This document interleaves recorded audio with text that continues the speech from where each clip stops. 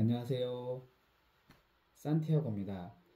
오늘은 2024년 12월 10일 화요일입니다. 매일 책 읽고 글쓰기,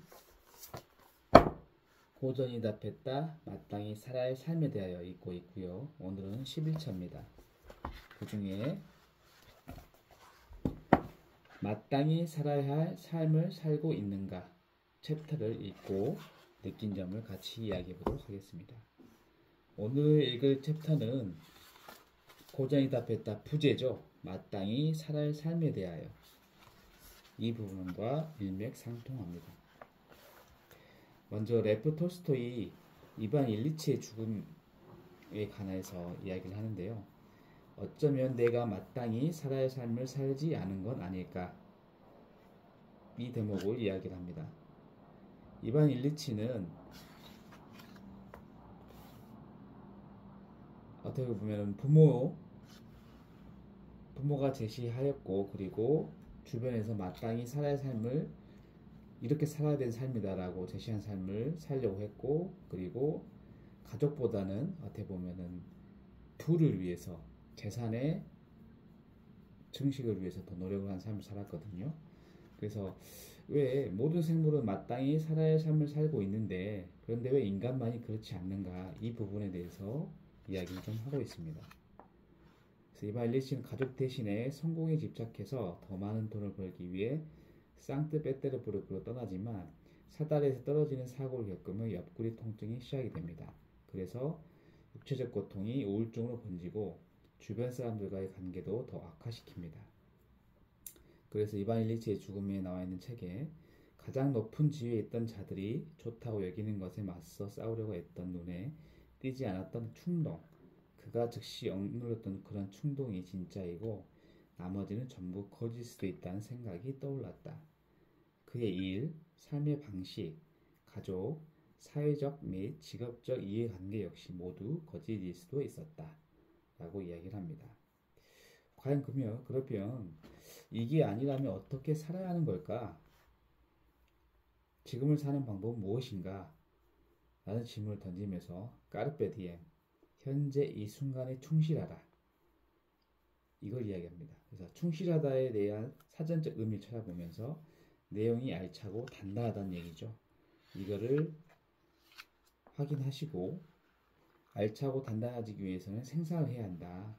그래서 예로 들어보면 웃기기, 요리하기, 노래하기, 운동하기, 낚시하기, 장사하기, 책 읽기, 글쓰기, 아이디어 만들기, 이런 것들이 있는데 자기가 잘 할 수 있는 거를 해보는 거죠. 그래서 고명한 작가 같은 경우에는 수백 권의 책을 읽고서야 나가 아닌 남이라는 단어를 발견했다고 합니다. 그래서 가치는 같이 사는 거죠. 같이. 그래서 식당을 운영할 때도 고객이 좀 더 만족하는 쪽으로 내 이윤을 낮추는 것이 같이 사는 것이다. 내가 쓴 책을 통해서 독자가 낸 책값보다 훨씬 더 큰 이익을 얻도록 지금 이 순간을 최선을 다하자. 나 중심에서 남 중심으로 기준을 바꾸면 끝이다. 한 번에 바뀌지 않으면 이반 일리체의 죽음을 읽어라. 당신이 마땅히 살아야 할 삶의 방향은, 이렇게 마무리합니다. 이 부분을 읽고 고민을 좀 더 해봤어요. 이반 일체의 죽음을 제가 읽었거든요. 그때 고명 작가님이 제시를 하셔가지고 쭉 읽어봤는데 역시 이 책도 울림이 좀 많습니다. 각자 읽고 느낀 점은 다를 수 있겠는데 저는 이렇게 느꼈어요. 제가 지난주 토요일에 홍현필 강사님의 역사 강연을 들으러 직접 갔거든요. 제가 유튜브에서 보면서 좋아하고 대목별로 말씀하시고 하는 부분들이 와닿는 부분이 많아서 직접 강의하시는 건 어떨까 라면서 이제 참석을 했었는데, 예전 같았으면은 절대 참석하지 않았을 겁니다. 왜냐하면 제가 성향이 적극적으로 어딜 가거나 외향적인 성격이 아니다 보니까 움직이지 않았거든요. 근데 책을 읽고 글을 쓰고 생각을 하게 되면서 내게 도움이 될 수 있는 것들을 알고 싶어졌습니다. 그래서 도전을 해봤고요. 그래서 어떻게 보면 우리가 알고 있는 역사는 학창시절 암기 과목으로 치부가 되어서 재미가 없는 편이죠. 그래서 많이들 역사를 좀 외면하고 있는데, 그러나 반드시 알아야 되는 부분이 맞습니다. 그 알을 통해서 슬픈 역사는 반복되지 않아야 합니다. 그래서 교육이 중요한 것 같고요.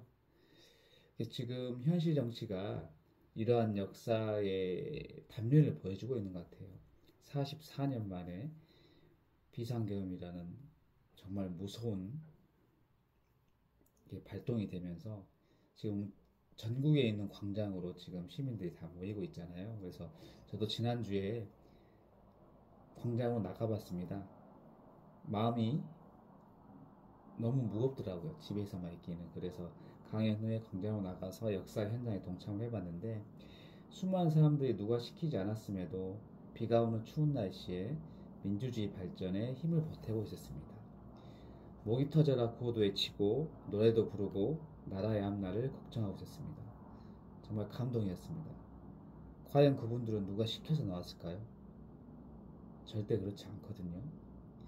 연령대를 보게 되면 어린아이를 데리고 온 부모님, 그 다음에 20대, 30대 나이 드신 어르신까지 많이 모여 있었습니다. 그분들의 목표는 하나거든요. 우리가 살고 있는 이 일상을 유지시켜 주라는 거죠. 울림이 컸습니다.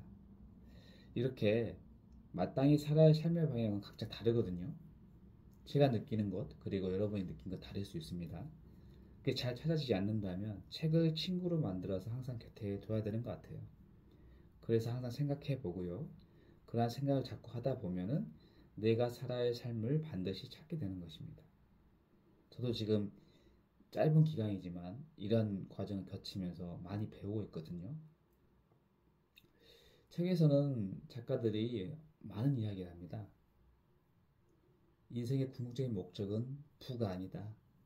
부를 이뤘을 경우에도 지식을 쌓고 책을 읽으면서 계속 생각하면서 인생이 그 다음 날까지 나보다는 남을 위한 삶을 살아라. 결국 그러한 삶이 나를 위한 삶이다 라고 대부분 그렇게 이야기를 하거든요. 저도 그게 잘 이해가 안 됐어요. 왜 내가 우선이지 남이 우선이냐. 사람이 일상적으로 다 그렇게 생각을 하잖아요. 근데 책을 읽고 깨달으면은 그게 왜 그런지 조금씩 알게 되는 것 같습니다. 자, 여러분도 오늘 나보다는 남을 위한 삶을 살아보도록 생각하는 그런 계기가 되었으면 좋겠습니다. 오늘은 이것으로 마치겠습니다. 감사합니다.